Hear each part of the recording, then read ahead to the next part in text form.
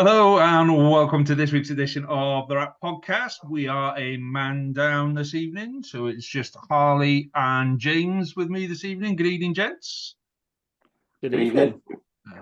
Makes it a lot better when I've only got one James and Jamie to remember, or James, as Harley likes to call you now. So you didn't That say was an that, autocorrect. let's Too much Game of Thrones. I think it's too much beer left over from the weekend, Harley. So let's Definitely. start with a as it is Easter Monday. It is Monday, isn't it? Yes, Easter Monday. Monday, mate. Fucking hell. Let's do beer of the week and make a nice swift one through. So Harley, you can start. What have you got, mate? So I've gone for a little bit more sweet than I usually go, but I do love it. So Sanford Orchards as always, because I'm back down in God's country, and this is called Fanny's Brambles. It's a blackcurrant cider. It's not, although I say it's a sweeter one, it's still quite dry. So it's just got a really nice fruity flavour to it. And yeah, I just really like it. Anything And also, I started drinking it. I tried it basically because I just thought Fanny. And then, exactly. So I went and ordered a bottle of it, and then that was it. Then I went, oh, actually, this is quite nice. Any beer that's got the name Fanny in it has got to be a good one. Otherwise, you just can't, can you? You can't put a beer out and call it Fanny and then not make it a good one. Any wanky bollocks to report on it? Not really, but it does have a cocktail concept on the bottle, and it's called Fanny's Ruin, which in itself is worth it. And this is basically just a nice premium gin topped up with this stuff with a bit of fresh blackberries and mint, which I'm not going to lie. Now I've seen it, I'm definitely going to be trying at some point. Cool. Okay. So James, I'm fully expecting you not to have a beer ready, seeing as 5 minutes ago you were cooking. No. Yeah, so for context, folks, I'm on half term now, as I work in a school. What's that? Yeah, exactly. So the day sort of escaped me, and I did not realise the time. And I had I was in the kitchen doing some baking. I just finished making some dough for some cookies or biscuits I was making, and then Harley messaged saying, "Are we still recording at 6?" I looked up and it was 10 to 6, and Lee just opened the Zoom call. So I have no beer, and I'm just drinking tea. I think that's a pretty poor excuse. It's not far away from a Babycham fine, I'll be honest. But I think you've been. It's just a shame I will never do a Babycham fine because it's not 1964. That's the whole point of a Babycham fine. I think the only person that's ever actually done a Babycham fine is Reese. Was Reese, yeah. And I think he had about 2 sips and just couldn't take the rest of it. It was. I know exactly where I'm at because there's some behind the bar at Bognor Rugby. I'm pretty sure that's just there as a reminder as to why today is better than the 80s. We should have a Babycham. Better than the Port Soap Doctor at Sidmouth. Better than the what? Which is a Port Soap Doctor. So the club I've been. Why the conservative have I just heard you say?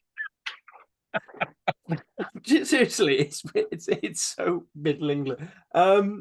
So the town I live in, Ockley St Mary, doesn't have a rugby club anymore. Most of those players have folded into Sidmouth Rugby Club, but we still have an annual game every Good Friday. It's the Good Friday game, and new players to the Ockley team are smacked in the face with an otter which has been soaked in port. That's in a stuffed otter, not an actual otter. That would be cruel. That's just one of the things. That's the team mascot. It's covered, and it just spends half its time soaked in port. So let me get this straight, right? Every Good Friday, you have a game of rugby, and after the game of rugby, you soak a stuffed otter in port and slap each other around the face with it. Only the new players. It'd be weird to do it to everyone all the time. Go on, Lee. Right, and they say the community game is dying. Well, okay, right. I've gone for Conwy Brewery, a Clogwyn Gold, which is a pretty bog standard normal one. Although when I did pour it out just now, it very nearly invaded the laptop and very very nearly ended tonight's recording before we started. So this is a tropical fruit aromas followed by sweet malts and gentle hoppy bitter aftertaste. Bollocks it is. It's beer, boys. So Just need to ask your laptop how it tastes. it was like there. It was about 3-4 inches away and like slowly creeping towards, and I had to find something to wipe it up. Anyway, enough of the beer. Let's talk rugby. So no Jamie this week to do news desk. So James, news desk is all yours, my friend. Right, so starting off with the Scarlets, they did some reshuffling on the deck chairs in Titanic this week, and they've announced that they are to recruit a rugby performance director, with Dwayne Peel moving to work alongside head coach Dwayne Peel. So essentially, they're getting a director of rugby in. From what I understand, that's very similar to the role that Mike Ruddock plays at the Ospreys. So that's to my understanding what that is. John Daniels, everyone's favourite, is now Scarlets managing director. He has moved from rugby general manager to Scarlets managing director. They are to appoint a head of development pathway, and Chief Operating Officer Philip Morgan is to be moved to Chief Finance Officer, or Chief Financial Officer, so CFO. So quotes, there's been a lot of work to do, which is vital to our future development, sustainability and long-term success. These appointments will bring leadership and knowledge that will intensify our focus and performance to align our rugby business and strengthen a very committed and hard-working team at Park Scarlets. And then just some more corporate bollocks about other stuff. Simon Mudrak did do a video, club update, in which some ex-players were quite vexed. Will Boyd, in particular, voicing his opinion on Harley. For those who are listeners, Harley is pointing to his Will Boyd jersey. But Will Boyd, in particular, was vocal in voicing his opinion, particularly on the treatment of local players. Lee, you're our resident Scarlets guru. Yeah. Talk to us. Well, Will Boyd is a Crummock boy or a Narberth boy. He's in between the two. And should never have left the Scarlets. So yeah, and there's many players. Like to be fair, if Scarlets held on to all of our players, none of you lot would have a fucking team. So we are particularly poor at holding on to players, and I think that's a culture thing, that it's an arrogance thing that's been in the club for a long time. Will these changes make any difference? I mean, we had a tip off about half an hour before those changes came out that we did. There was a big announcement coming, and it was significantly bigger than what actually came out, and that came from someone fairly, well connected inside the club. So yeah, I don't know how that changed that late, or whether it did change that late. I think the shocking thing was our media team worked out how to do a video with a person speaking. I think that was the biggest shock for everyone, that our social media team actually did something on the day. Mind you, it could have been recorded before, I suppose. But yeah, a lot of people will want Daniels out, and I get that, and a lot of people are calling for Dwayne Peel to go, and I get that. But reality is reality. There's money involved. There's more than just the here and now. There's people involved in it, and I think the problem at the minute is people are forgetting that actually there's people, slagging people off on social media, this, that, and the other, and there's people that are the other side of those comments that are receiving those comments, and just saying, oh well, he's head of rugby, or he's a head coach or whatever, and he's shit and all this kind of stuff makes no difference. There's still people, there's still families involved. So I think that was a disappointing thing, the way that it kind of came, the reaction from Scarlet supporters more than anything was overly negative, didn't need to be. Then that was before the weekend's rugby. So, Can you imagine if they announced that today? Yeah, it would the whole thing would just implode. Not a lot of love for Simon Mudrak either.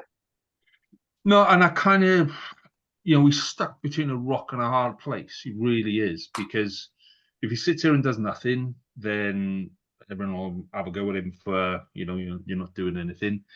If he gets rid of people and takes the financial clout, then, we're already losing a shitload of cash. Then we're going to lose a shitload more cash, and we've got no guarantee that who we bring in is going to be any better. And this does feel like a little bit of a fudge, does feel a little bit of like a halfway house.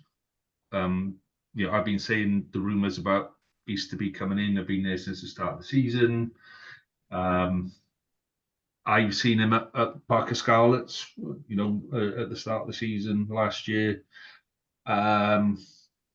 So, there's definitely legs behind those rumours, but Ireland want to keep him, and then you've got Andy Farrell doing the Lions, and we don't know where Easterby now sits in the Irish setup. Is he going to be given the Irish team while Farrell is away, or is he going to go with the Lions? And Scarlets keep falling down the ladder. At some point, Easterby will come home, and he will come to us, apparently. So that looks like what the director of rugby role will be, but we can't wait forever on it. And if he turns around and he says, I'm going to be with Ireland for another 2 years, then they do have to go out and look for that. I've been told that we've gone out to market this week. So if that means Easterby has committed to Ireland for another 2 years or 4 years, and that's why we've had to go out to market rather than what we were told was the announcement was coming. That's why we were getting excited. The announcement is Easterby's on his way. The big white horse is coming. Don't worry. And what we got told is somebody's coming at some point, but we don't know who.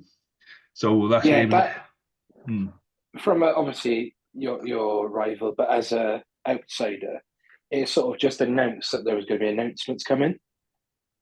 And it tried to generate hype, and I think it had just had the wrong reaction of people.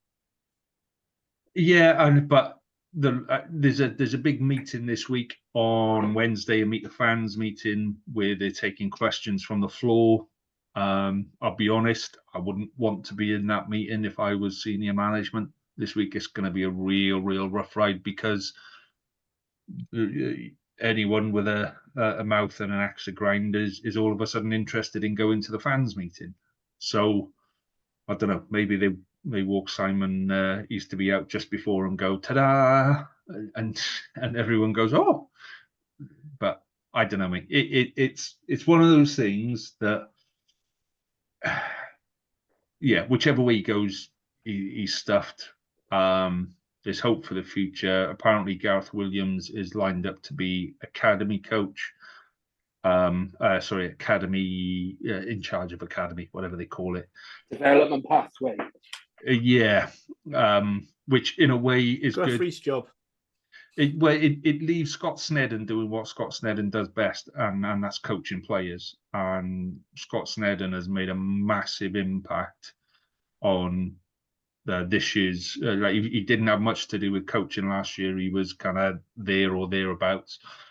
If he'd have been involved, I was involved in the academy the last 2 years, and if he'd have been involved in the academy for the last 2 years, the players that we had in the Scarlets Academy for the last 2 years that left, they'd still be there, and we would have a real strong kind of going forward. To give you an idea of where the academy was last year, they announced a team for a game last year, an under-18s team, and half of that team turned around and went, "Nah, I'm not playing," and walked away from the under-18s.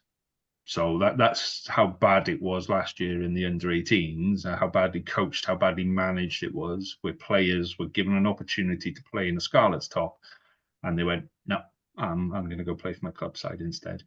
So with this year, under 18s have been superb, and a lot of that is down to Snedden. So yeah, And they were very good. Right, moving swiftly on into only one bit of Cardiff news this week. Two technically. Jamie Hill, scrum half, former USW player, I believe, as well, has left the club seemingly with immediate effect and is headed for Australia, presumably to play in the Shoot Shield. Harley, bad, good? What are we saying? I mean, a bit bad because we're losing Thomas and we don't really have anyone in. So a lot of people are thinking, our first two scrum halves basically we're going to be Hill and Bevan for the next couple of seasons. I feel for Jamie Hill. He's never really got his he's had such horrific luck with injuries that never really got the run he probably should have. And he's a pretty decent player. Rowan did very, if Bevan was basically our young Thomas, he was our young Lloyd. So it's a bit gutting. I mean, I think it makes it even more imperative that we announce a new scrum half signing soon. It's not going to be Faf de Klerk. Please stop saying shit like that. Well, that was my next. That was my next point, because we'll go into a Rugby Pass article this week that involves all three of us actually. So let's start with Faf de Klerk.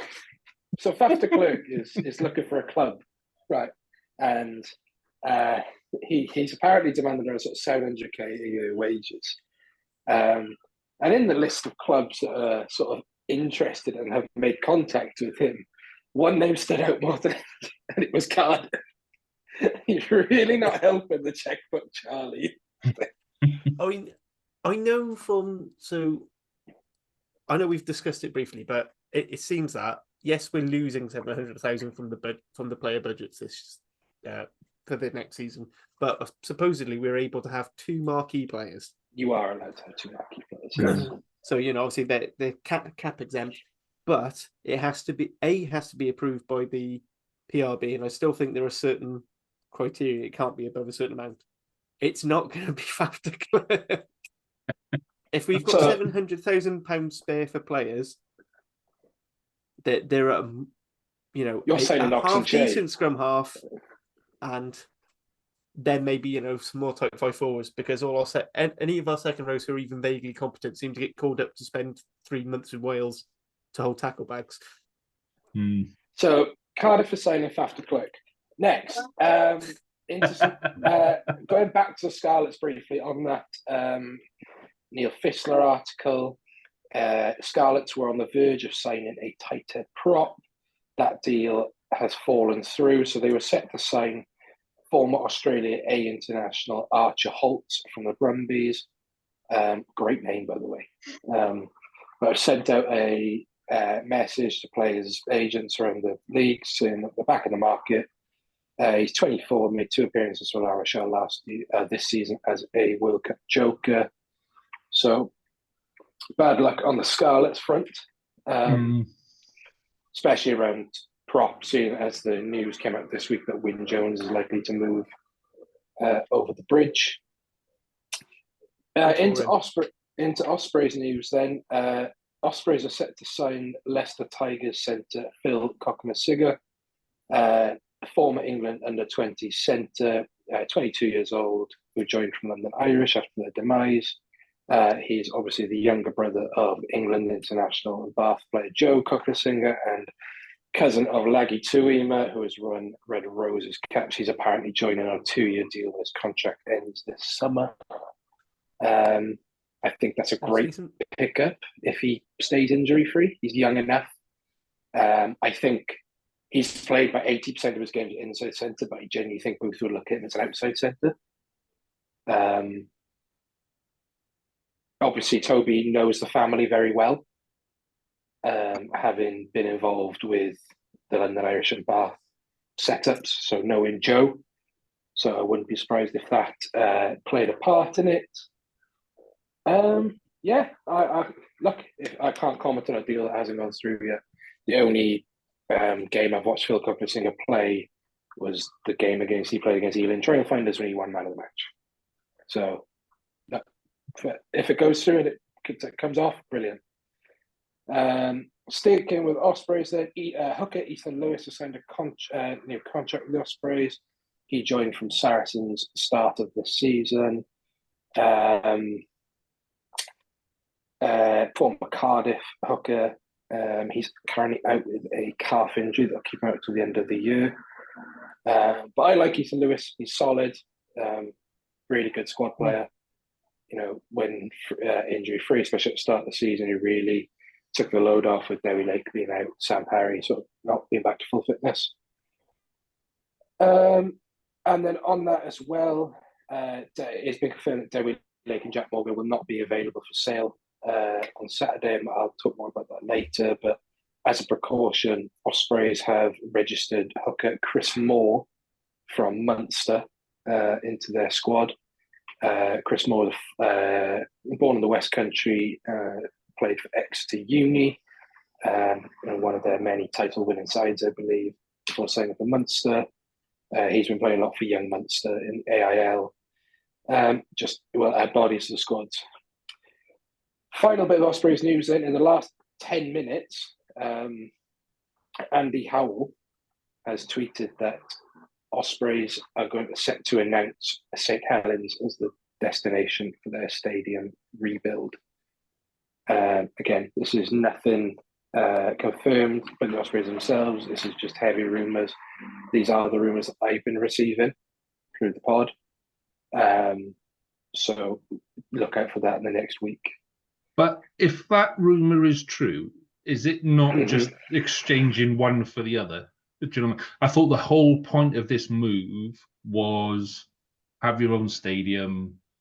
You know, you get the match day stuff. You're not paying rent to anyone. Do you know what I mean? The way I see it is they will make a hell of a lot more money from Swansea being at St Helens than they will at the stadium they're currently at. They currently make the only thing they make money on at the minute is merchandise. As far as I'm aware, they don't even make money on the ticketing because that's done through the Swansea City ticketing system. Right. So from what's been rumoured about this kind of move is that the ground will be owned by, you know, someone else, and it'll be Swansea University will be a part owner of the ground. So yes. So this has been a rumour for many. This was a rumour when I was in university a few years ago. Is that Swansea University wants a full dedicated rugby setup, as in a proper base with modern facilities and whatnot, like Exeter, like Loughborough do, like Hartbury, in that because they want to be attracting top talent from around the world, essentially. This has been a rumour in terms of Ospreys for a few years. Now, what St Helens allows the Ospreys to do is have all that. They will make money on it because they will essentially, the pitch is not going to stay where it's going to be. It's going to be rotated slightly. They're planning on putting a barn in for indoor training. Basically what they have at Clondalkin, that type of barn in there. The pitch is obviously going to be 4G. There's chances to increase non-match day revenue. Look, it's the best option out of the three. It's limited.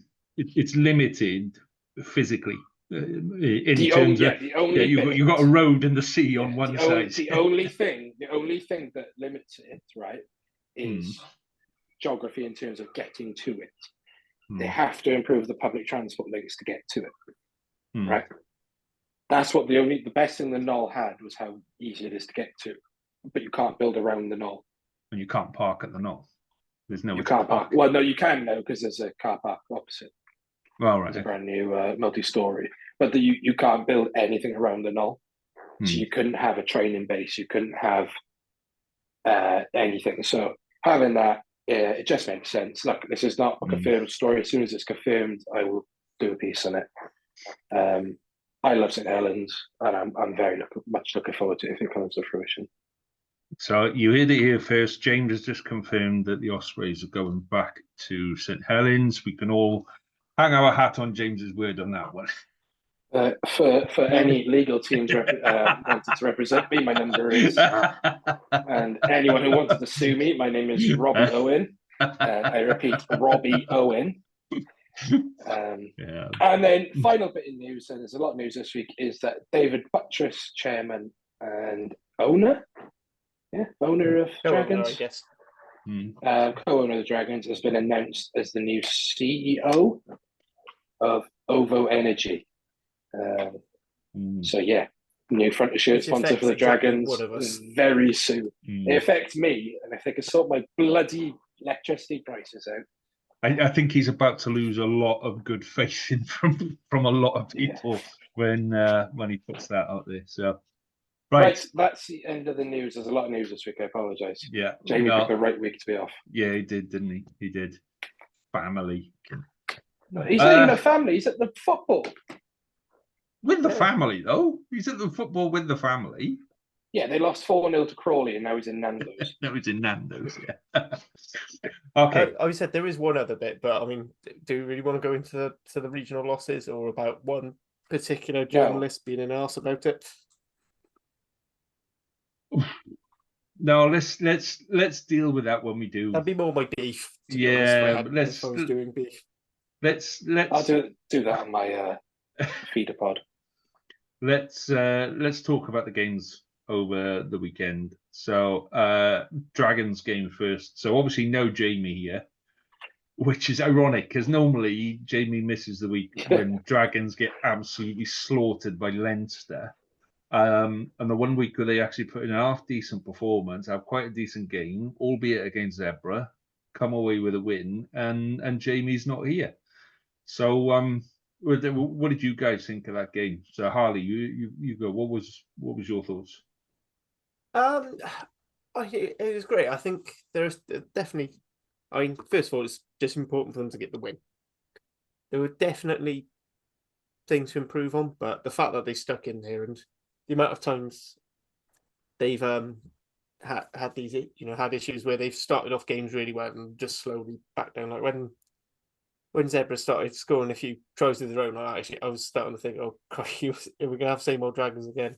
Yeah, is Jamie going to have to take 3 weeks off from the pod just to recover? But some very good performances. Some sloppy errors and discipline. Like Kai Evans really should have got those first 2 conversions. Really, they weren't. They are the sort of range. Particularly, he does generally hope to be in the Wales picture in future as a goal kicker. Probably needs to be a bit more on it. But I mean, Zebra are a team that do tend to score lots of tries. That is one good thing about them. Their issues being more in defence, and they held Zebra out quite well. I mean, the try they did concede was very soft. I think you've got to accept that. But yeah, I mean, it's a good win for the Dragons. I wish I could be saying the same thing. James, what did you make of that game, mate? Oh, that's fucking hell.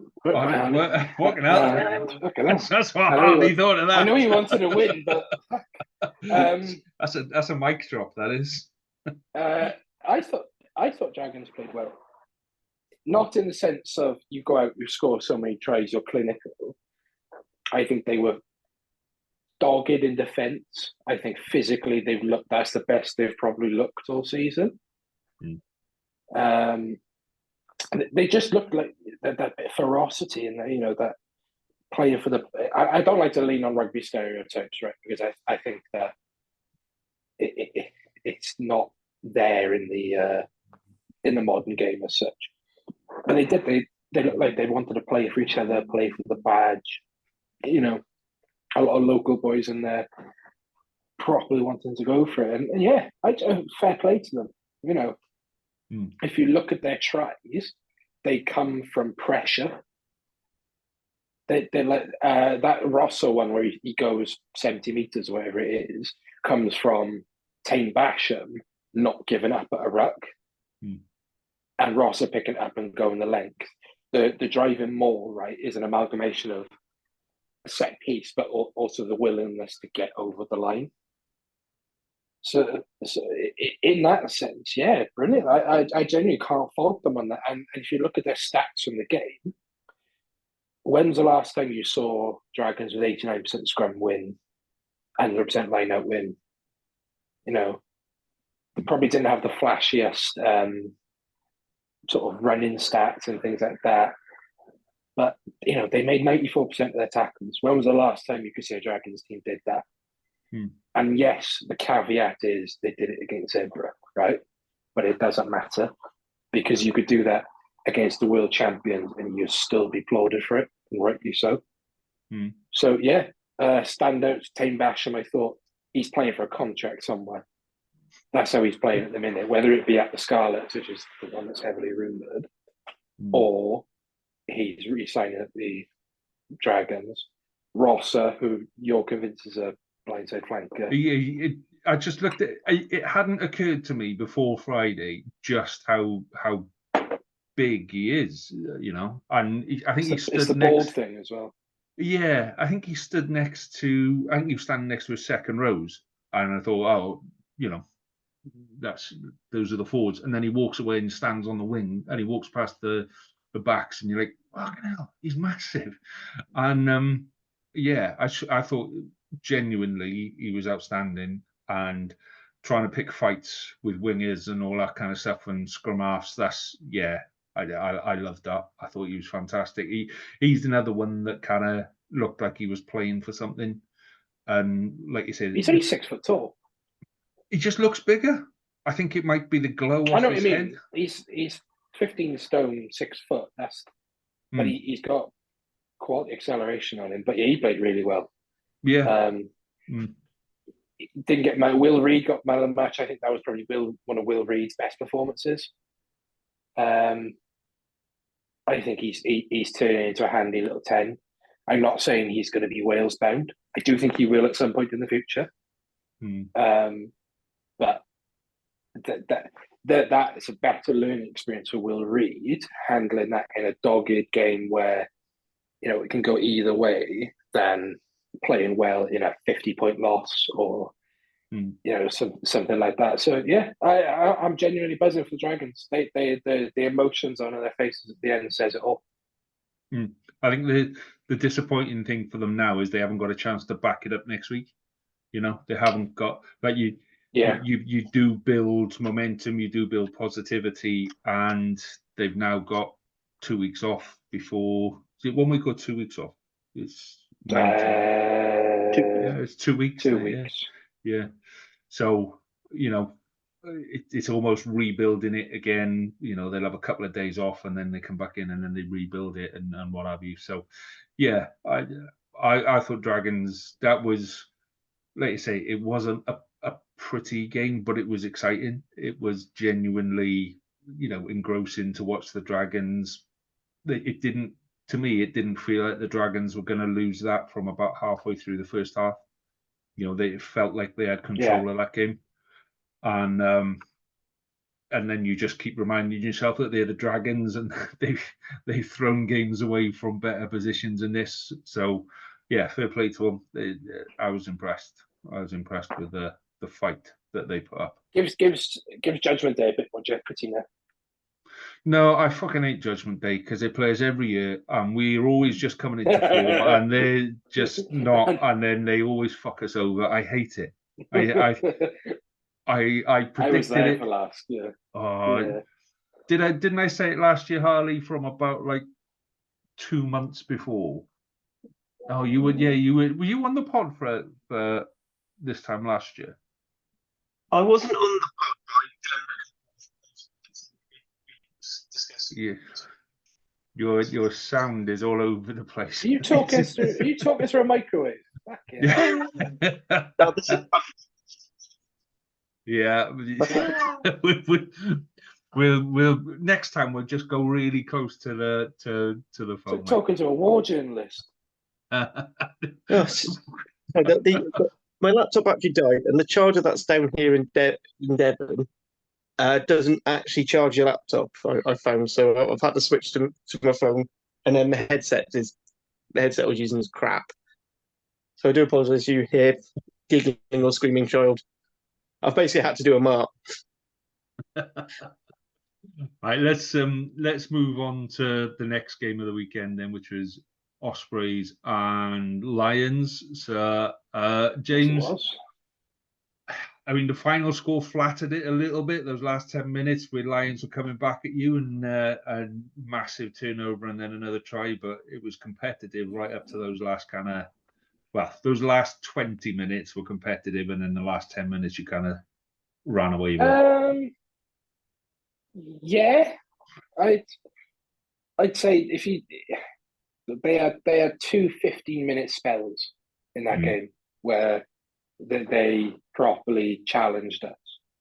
I was expecting a lot more actually from the Lions, because especially from when we went down there in what they can do with ball in hand, and they just didn't. They played a lot, but didn't do much. Yeah, I was really happy with the way we played. I thought we played with pace. I think, if I look, I started making notes for Wednesday, for the actual breakdown for Wednesday, but the first try, the Tom Boter try, comes from quick ball, consistent pressure. Like every carry from that line out is gain line. So Owen Watkin goes over the gain line, then Sam Parry goes over, is driven forward on the latch. James Ratty, Rhys Davis, they all carried really well. So it's something you probably haven't seen. You're probably thinking, oh, it's the same old Ospreys just going through the forwards. But actually, what we haven't seen all the time from the Ospreys is consistent crossing of the gain line. Mm. So when you have that, you can't, any team, right, are going to struggle. And it was just pressure. It was just pressure. And then that second try is great awareness from Ruben Morgan-Williams. And that, I think it's the fact that it's a hooker on the other side is on the support line there from a long way out. It just shows the willingness, the want to get over. Jamie tweeted last night, right, the culture is the buzzword in Welsh rugby at the minute. In that you got Cardiff and Ospreys who have seemingly great cultures within the squad. Dragons, mixed reviews, and then Scarlets seemingly don't have that culture at the minute, right? On inspection. So so they're not busting a gap to get on the shoulder. So that when you see that from a prop, you're very much, that's great to see. Okay, that's great to see. Morgan Morris is an absolute freak. He rightly was named player of the match on the weekend. 18 tackles, 21 carries, scored a try.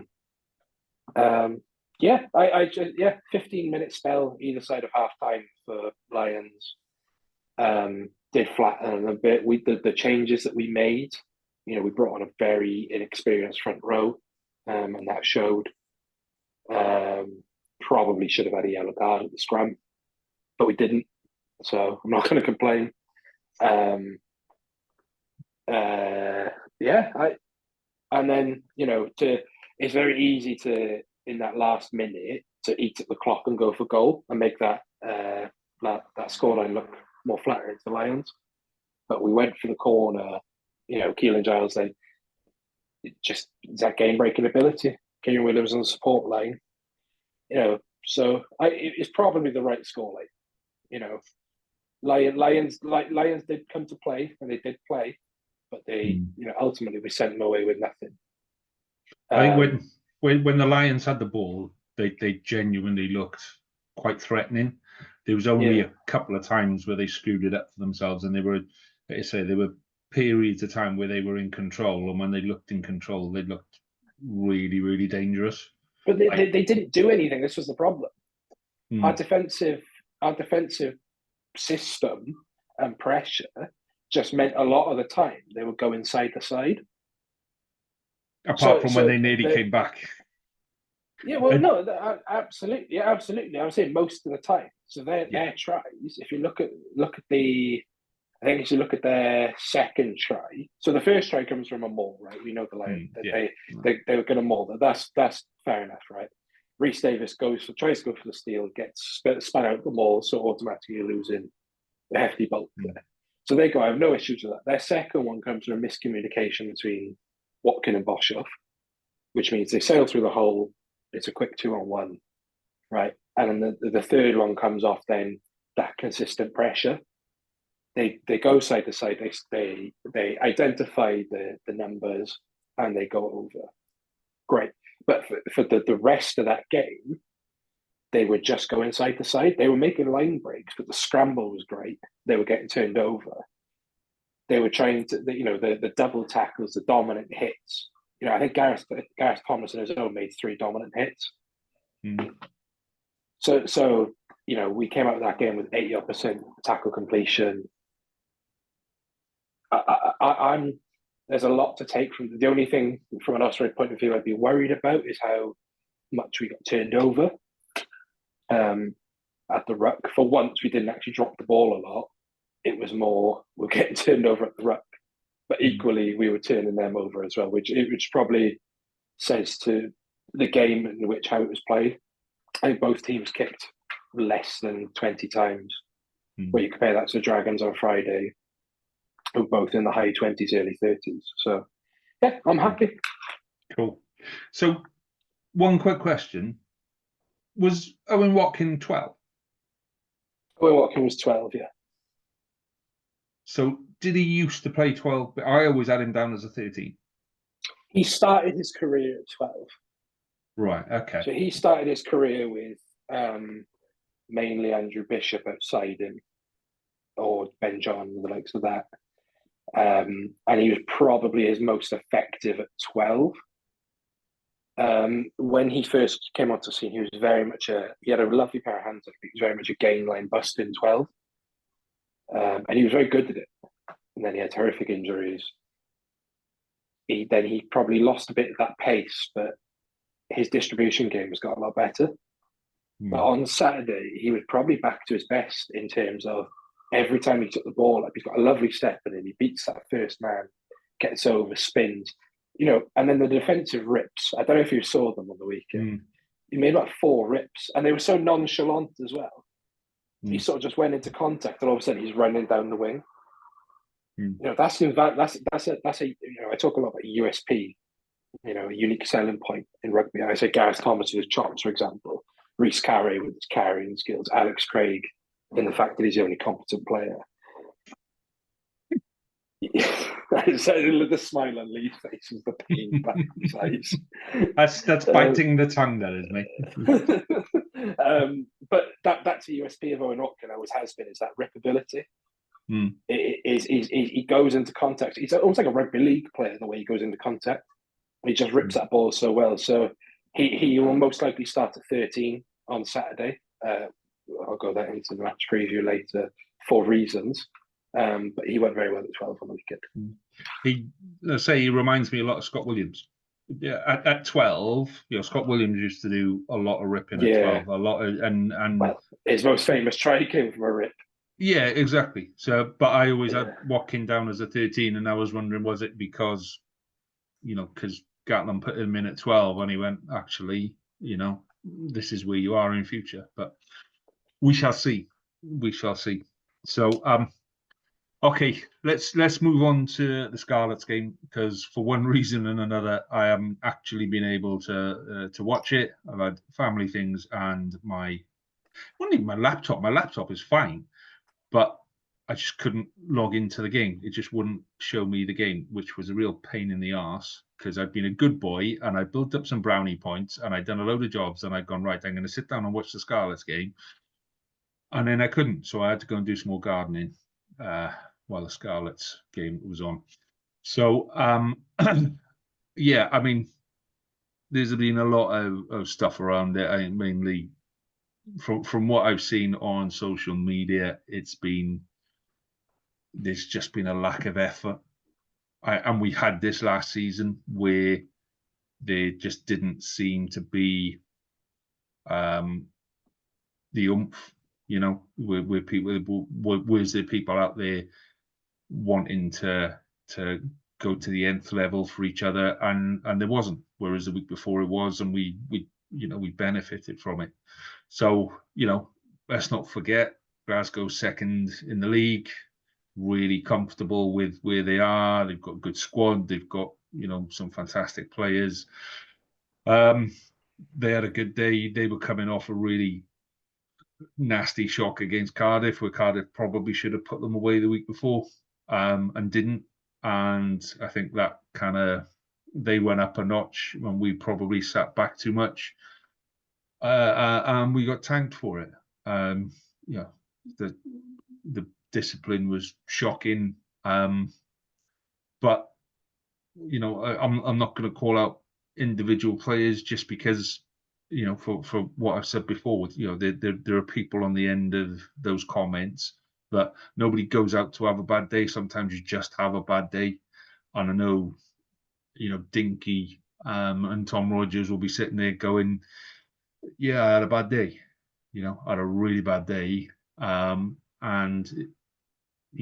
ultimately that didn't cost us the game. It's the full 23 over 80 minutes, not a few cock-ups here and there. So, yeah, I mean, look, we in between now and the end of the season, we play Dragons, we play Zebra, we play the Sharks, we play all the teams around us. So, for me, there's no point Scarlets dwelling on that game. We played the top of the table. We play Edinburgh next. We play Edinburgh and Ulster. Edinburgh are a little bit iffy at the minute. Ulster have had a couple of iffy results, but I'd be focusing on, Sharks, Zebra, and Dragons, and just go, look, those are three massive games, all at the end of the season. We've got to pull something out, and yeah, I don't know how at the minute, because it still feels quite down at the minute. It does feel down, and it's very difficult to just turn around and say to people, cheer up, come on we go, let's have a good game. It doesn't work like that. So yeah, it's hard to know where we go forward from there. It's just a really harsh lesson from a very good team, put it that way. Do you think a lot of your problems come from the fact that you never get a consistent team selection? Yeah, and some of that is injury. Joe Roberts is now out until the end of the season. Start next season, I heard. Yeah, well, September he'll be back, but it depends what they class as back. Is that back in training or is it back ready to play? And it's his knee again, which kept him out for a large part of the start of the season before. So, really puts us in a crap position at outside centre, because we've got Foxy apparently struggling to make second gear. And we expected him to retire last year, and I fully expect him to retire. The players coming through the academy at 13 are not ready for senior team. You got to be honest that they're a good couple of years away from senior team if they're ready for senior team.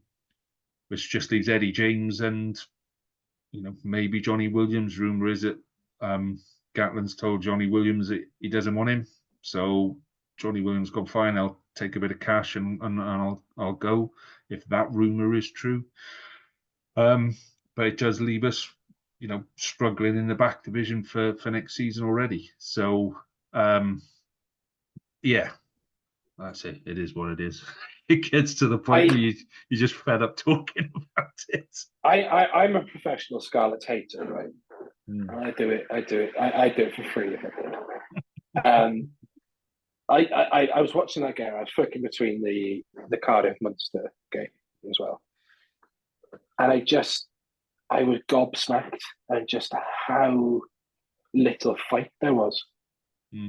There was just like the Tom Rogers yellow, right? I can not excuse the action, but I can excuse the fact he mistimed it. He definitely he didn't mean to do it, but you don't ref on intent, right? He just horrifically mistimed it. The Dan Jones penalty try, he brings them all down. Again, we've all been there. It could have been anyone got yellow carded, right? The charge down, it's a poor kick from him and he should do better. The one I can't excuse, right, is Sam Lowsey. It was a fucking piss poor. He's very lucky that it was a yellow card. And I mean this, I'm not saying this as an Ospreys, I'm saying this as a rugby fan. if he had connected with the head, it ended his season, let alone. And it's just, but that's what happened when you're going through bad times, right? It happens all the way down to fucking Div 5 West Central. When you're getting topped and you're so angry, the first thing you want to do is you want to lay on someone, and you just want to absolutely smack them.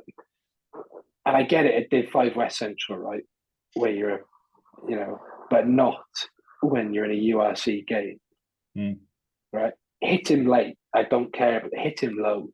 Don't go out and do that to someone. It's a trick. But it's just, I look at it, and I've always associated Scarlets teams, right? And I'm going to use the P word, Harley, I'm sorry, is they are prideful, right? They are proud to wear that badge because that badge comes with a lot of heritage, a lot of history, right? And I just cannot see that from anyone at the Scarlets. I mean, I look at Foxy and I'm like, what has become of you? I look at, Cowan Tupelotu, right? The pride, it should be the pride and joy of that Scarlets Academy, right? And he just looks like a lummox walking around the field. It says something when the boys who are performing best for you have never been in this environment before. Your Alex Craigs, your Teddy Leatherbarrows, right? It's just and it's sad to see from a fan of Welsh rugby. It's sad to see, and even as an Ospreys fan, it's not even fun anymore. It's not even funny. Like, it's genuinely not. It's just sad at this point because there's no way you should be taking 45 at home. No, and the thing is that we've been saying for a while that there are bigger structural problems that are, some of them aren't even rugby problems. Some of them are just the way life is down here at the minute. Is money is flowing out and nothing is coming in. Everything is closing down. It's political. It's all of this stuff, and we're sitting there trying to kind of fight against the tide. We're being told that everything's okay and all. To give you an idea, right? The job I work in giving out grants and all that kind of stuff, right? In 2016, let's go back that far. If I'd have been doing it in 2016, I would have been working with 5 times the amount of money that I'm working with now. And that's the same everywhere we go in West Wales. The money just isn't there, so tough decisions are being made, and we're going to lose Port Talbot, we're going to lose Tata Steel in Llanelli. Well, you're not right. I know you're West Wales, but you're not claiming Port Talbot. No. So when Port Talbot goes, then I know Tata Steel in Llanelli goes. So there's a massive chunk of money that is just disappearing out of the economy that all kind of, builds into what we're doing on a rugby pitch. And it's hard. There isn't an easy answer to it. There isn't a quick fix to it. It's a long-term project that, people, I know long-term fans, people who have had season tickets for 10, 15 years are genuinely thinking about not renewing next year and walked out with 15 minutes to go on Saturday. I was watching on Twitter, people were walking out at 45 minutes, and look, right, I've been there as a we went through it in 20, at the end of the Alan Clark era, right? Is that, when we were losing to Southern Kings at home and things like that, and you're being told every week that you've got no money, you're going to fold, you're going to merge, right? All this is I get it, so I can sympathise with you in the fact that you've got no money, you've got no prospects, the team are playing like shit. It's a domino effect, isn't it? And it affects everyone in the community, not just the club. Yeah, it's like the Kit Kat advert. Remember the Kit Kat advert? You can't sing, you can't dance, you can't play. You'll go a long way. So we won't. But what I can't excuse, or what it perceives to be, is a lack of effort and execution on the field. Yeah. Is this is the time where you, as players, as a leadership team, right? And they talked about it in the Sale and Exeter game on the weekend. Is that before Sale won against Exeter on the weekend, they've been on a 7-game losing streak. They haven't won since December.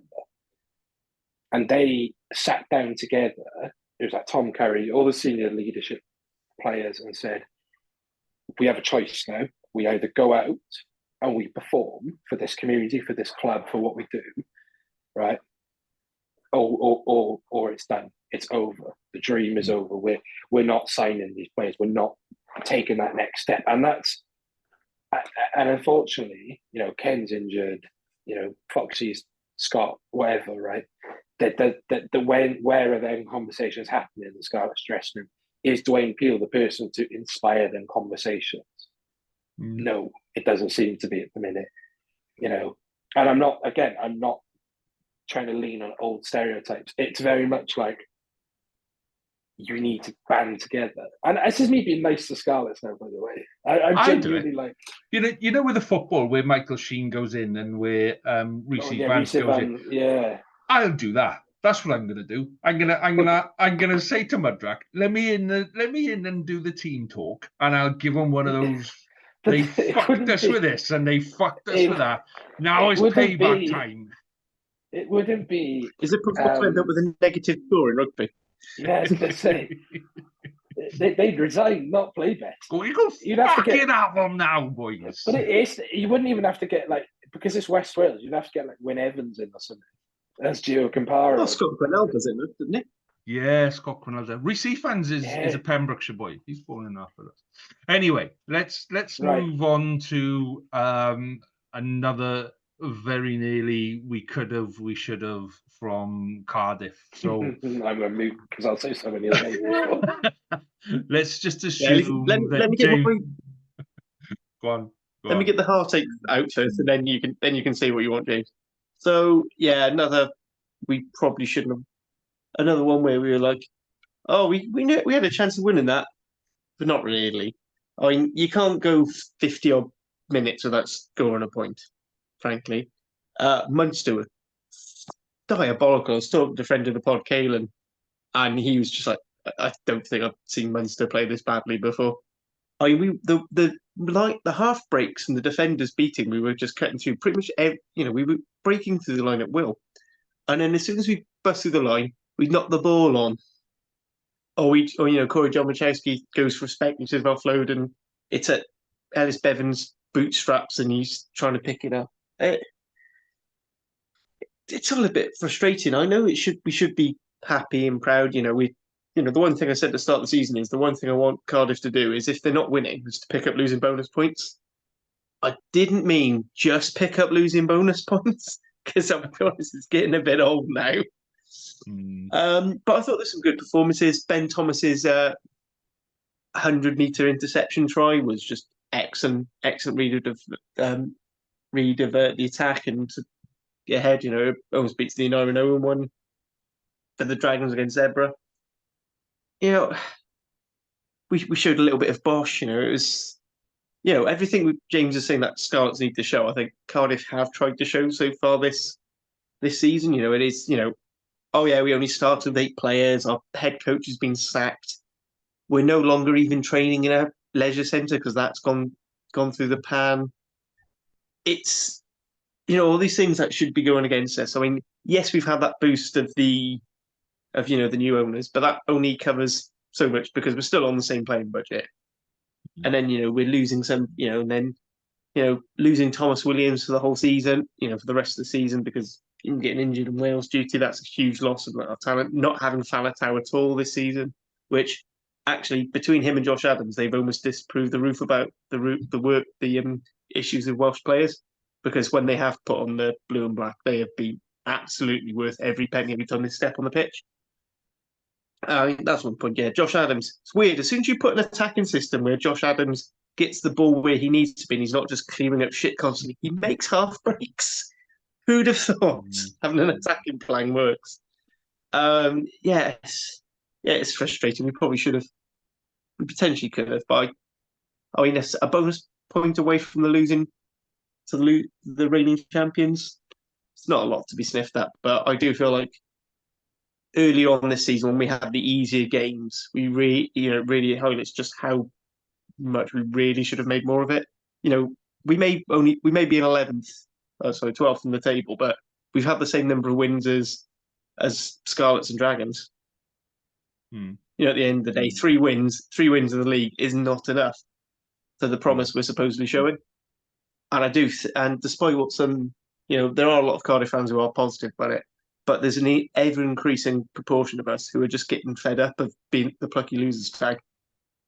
So so we're on the same amount of wins, yeah, but I don't hear you all go in sack the coach.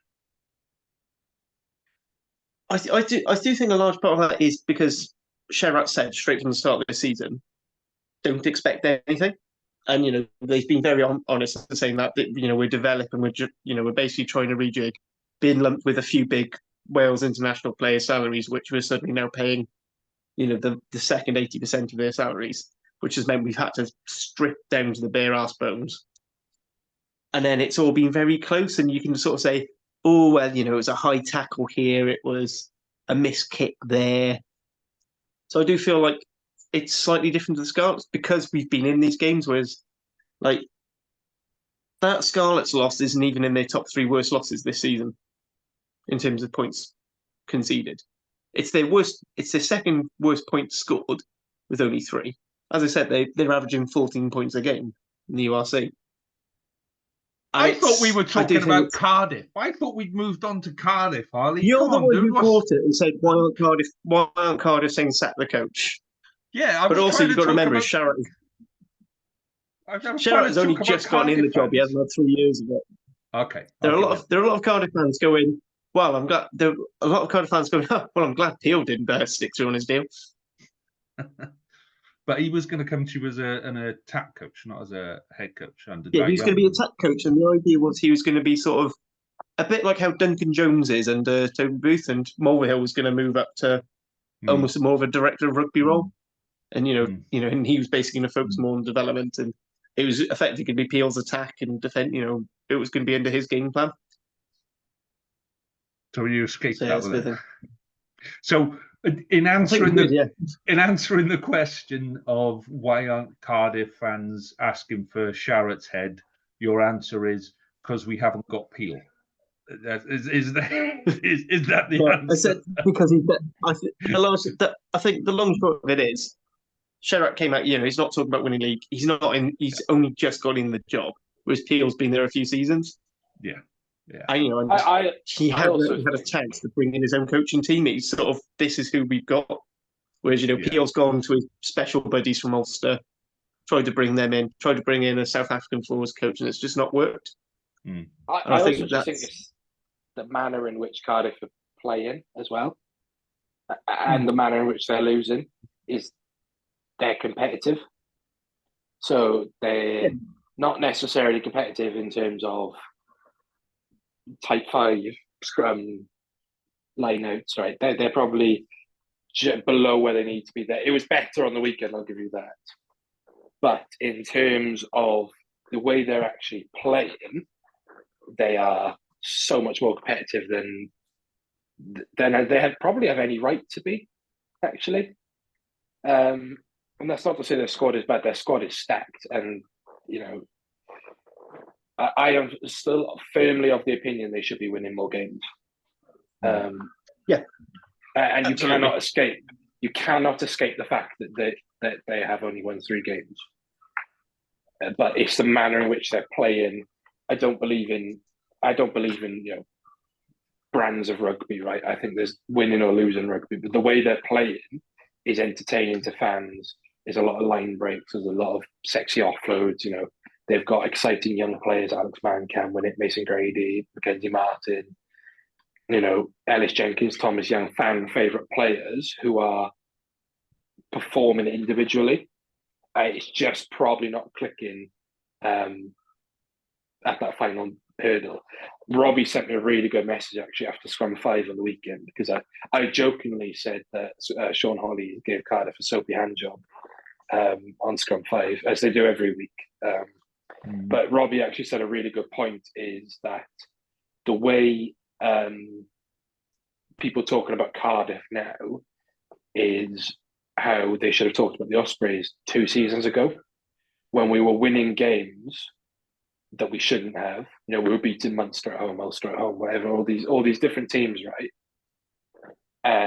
But we probably just weren't getting over the line as much as we should.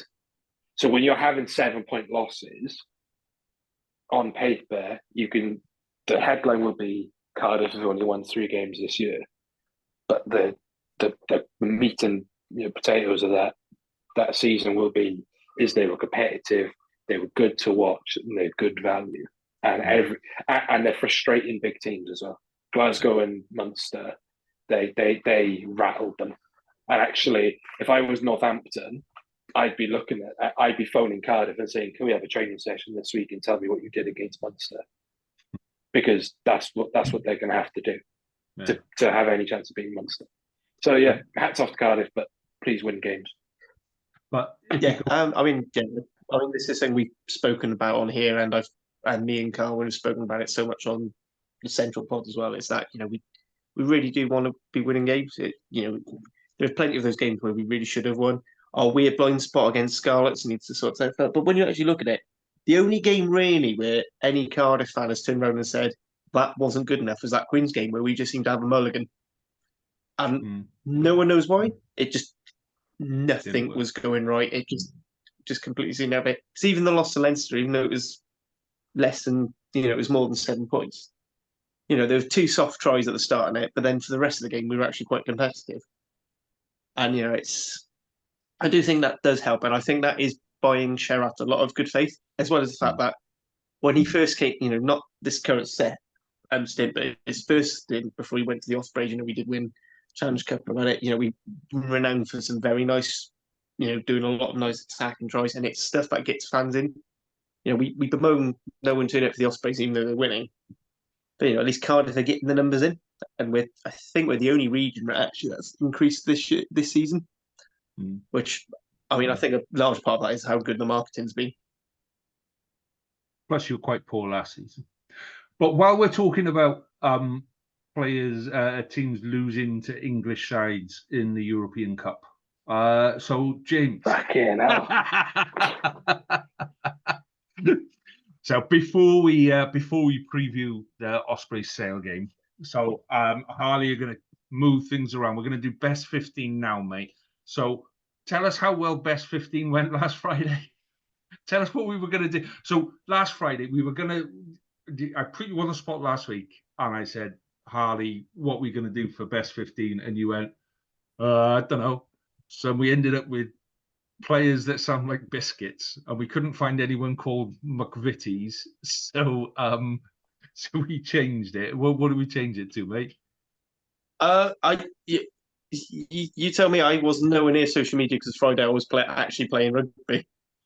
I think I would like to add some context to this. Is I openly said in the group chat it was a shit idea. Not blaming Harley, I just had the idea was shit. It was not going to get social media engagement. So I said, why don't we just do a bold 15 and say it's Easter eggs? Yeah, and that's what we did. We both went for the Easter eggs once. Yeah.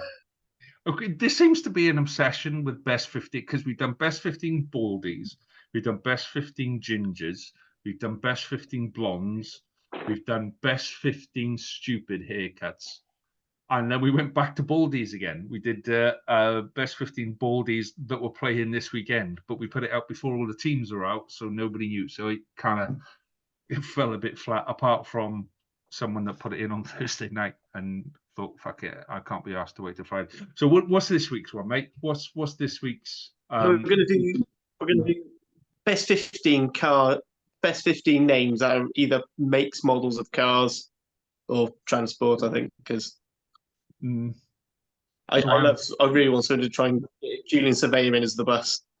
Well, I'm already thinking Steve Ford on the wing, Cardiff player. I mean, that was way before pro time, but he was very good with the moustaches. We've done moustaches as well in the past. Best 15 moustaches. Well, anyways, that was more moustache watch in the World Cup. We actually did do a best 15 in the end. Oh right, okay. So anyway, I'm thinking Steve Ford on one wing. I mean, there's got to be a ton of Morgans that we can throw in there. Ton of Morgans. Yeah. What else? Who else can we throw in there? Is there anyone called Minnie? It's just make it as contrived as possible to try and get in, like, you know, Jamal, Ford, Focus, Robinson. There's got to be someone with the initials BMW somewhere, isn't there? There's Well, you got to... Ruben Morgan, you got RMW. Yeah, has he got a brother called Bobby? Does he play somewhere? He does have a brother, I'm pretty sure. There you go, brother of Morgan Williams. brother of Morgan Williams. So my favourite one, this is completely unrelated, and it will be a future one, is rugby players who sound like film characters. Because I text Robbie once, I said my captain in the weekend was called Ethan Hunt, like in the Mission Impossible movies, and he just got incredibly excited. Do you remember when there was a chance of it was Ethan Hunt and Tom Cruise could have been playing against each other? Yes, I remember that. Yeah, we'll save that one for a week when there's very little on, which might be next week. Right, let's round off then with Ospreys hosting Sale at the Brewery Field. I'm right on that, aren't I? That is next week's game. Yes. Yeah, was James frozen? Is it John just... Barkley? Sorry, yeah, I was reading a text. I was going to say James is reading something. Sale game. Yeah. Cool. I'm nervous, but I'm going to be incredibly positive this week. Because we have no reason not to be incredibly positive going into this game.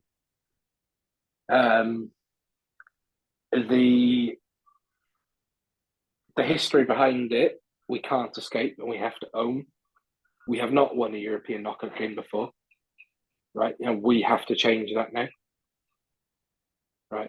For 55 minutes against Saracens last season, we were in control, and we looked like winning, and we were the better team.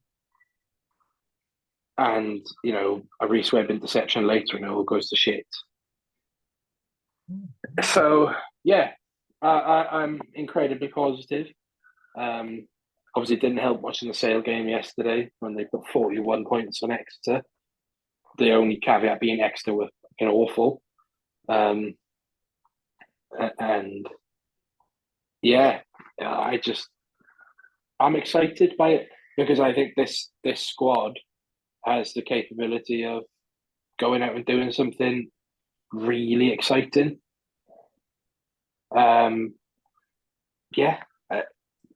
I think we can target the scrum. We know we've got a good set piece.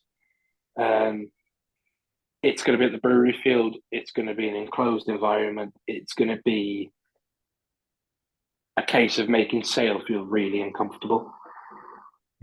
It's going to be you guys have never experienced something like this probably since you were like 18 playing in the academy, going to shit grounds in like Manchester or Warrington or somewhere like that. Do you know what I mean? Like how many of them players have played at a place like the Brewery Field in their professional career? So and that's not saying it's not saying that AJ Bell is the Ritz, but genuinely, I mean, we all remember what happened the last time we played at the Brewery Field, and the weather forecast for this week it is horrendous. Cool, great. Bring it on. Yeah. John water back. We managed to get 3,000 litres off the pitch to play last weekend. Yeah, it's just absolutely mad. The weather forecast probably isn't great, but I don't think anyone could. New Year's Day was a bit of an anomaly. Let's be honest now in terms of the weather. I was there, right? That wasn't like normal rain in Bridgend. That was like a monsoon, a storm all at once, right? And you can't account for something like that.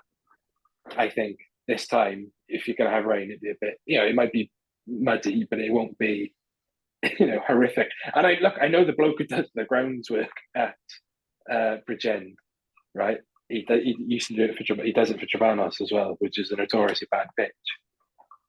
He will be working overtime this week to make sure, as will everyone. But I just think that there's a great opportunity out there to go out, and we just have to take it with two hands and just be like, let's go out and enjoy this, and let's, we've done well in the competition. We've got a home tie win. If we didn't win out in Lions, we'd be playing in Durban this weekend, right? That we made this happen. We made the home tie happen. We win this, we're playing either at home against Cast or away at Gloucester. So in rugby, you make your own destiny, right? You make your own luck. We've got to go out there and prove everyone wrong, because everyone around us is saying you haven't won a European quarterfinal before and you won't now, and we've got to go out and prove them wrong. Okay, so let's get down to it then. Your prediction for Ospreys and Sale, James? I'm going to go Ospreys by 8. Ospreys by 8. Okay, Harley, prediction for Ospreys versus Sale. It is Saturday, isn't it? It's not Friday night. It's that's Saturday, what 8 o'clock. That's what Harley thinks of that game, mate. So Harley's left. Harley's signal has dropped again. Oh no, he's coming. He's had a bit of a think, and I'll tell you what. I'll give you my prediction for that one. So my thoughts are, now you might want to record this, James. You might want to frame this one for you, mate. Yeah. So Ospreys by 1. But judging by my by 1 scores so far this year, that might not be a good thing for you. But Ospreys by 1 on this weekend. Harley, are you gonna fuck off in a strop again, or are you gonna actually give us a prediction, mate? No, he's frozen. He's frozen. Pod of amateurs, honestly. Oh my god! Damn right. There we go. There he is. Go on, Harley. What's your prediction? Quick before your signal drops. I'll be honest. I think Ospreys look better than Sale do this season, so I'm going to go Ospreys by about 4. Ospreys by 4. Okay. And Jamie says Ospreys by 12. So yeah. Okay, I just made it up. But Jamie says Ospreys by 12. And if he disagrees with it, well, he should have fucking well been here, shouldn't he? There we go. So, what about your games this weekend, boys? I'm having a weekend off. Llandovery versus who, or versus?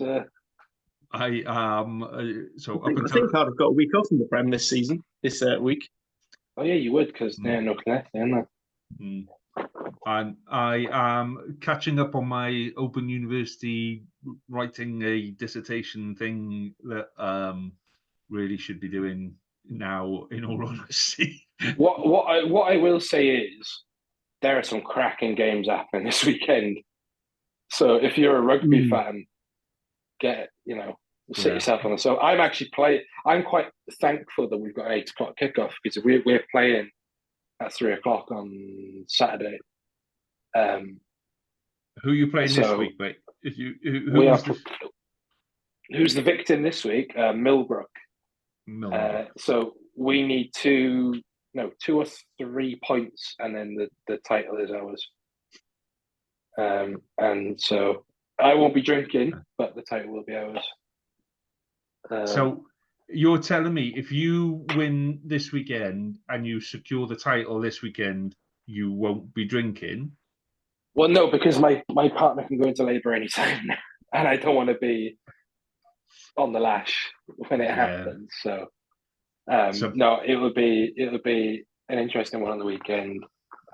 Travelling back, sprinting back to my flat just to make sure I can see the game. I'm surprised your partner is even letting you play. Yeah. It's the last one. If we weren't in the league title situation, I wouldn't play. Again, my wife would not. Yeah, I will tell you the story next week of the day I was born and where my father was and where my father should have been and why the two didn't connect. at that time, because that is very much rugby related as well. So just to finish off before we go this evening then, so we are aware that Wales women played last week, but we had a couple of bits to go through. Jamie isn't here, and we've got less to go through next week, so we'll do a little bit of review of Wales women next week.